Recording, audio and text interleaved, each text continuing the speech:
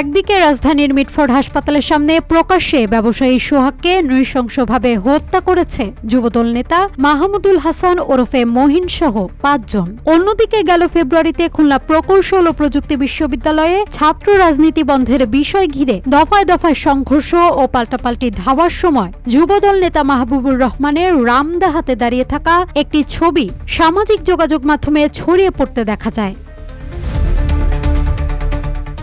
এসব ঘটনার প্রেক্ষিতে তীব্র রাজনৈতিক প্রতিক্রিয়া দেখা গেছে। জাতীয় নাগরিক পার্টির মুখ্য সংগঠক সার্জিস আলম বিএনপির ভারপ্রাপ্ত চেয়ারম্যান তারেক রহমানকে উদ্দেশ্য করে বলেন, আপনার দলের নেতাকর্মী নামধারী কতিপয় নরপিশাচদের সামলান। তিনি যোগ করেন, আওয়ামী লীগের খুনের দায় শেখ হাসিনার উপর বর্তায়, তেমনি বিএনপির যুবদল ছাত্রদলের খুনের দায় তারেক রহমানের ঘাড়ে বর্তায়। সমৃদ্ধির পথে এগিয়ে যেতে দরকার ইস্পাত দৃঢ় ভিত্তি। তাই স্থাপনার স্থায়িত্ব নিশ্চিত করুন সর্বোচ্চ মানের ZSRM ব্রডবার। ZSRM, bond to bond.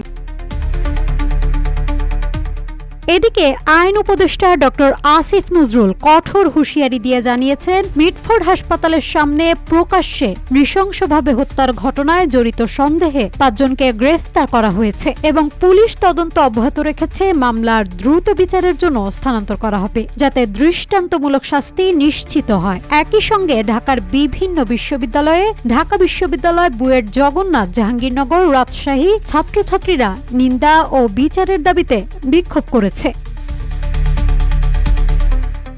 এই বর্বর হত্যাকাণ্ড আয়ামে জাহেলিয়া সময়ের মতো উল্লেখ করে সার্জিস লিখেছেন, ব্যবসায়ীর লাশ ঘিরে বুনো উল্লাস বাংলাদেশের মানুষের মনকে গভীরভাবে নাড়া দিয়েছে। তিনি সতর্ক করে বলেন, এই প্রজন্ম হয়তো ছাড় দিতে পারে, তবে ছেড়ে দেবে না।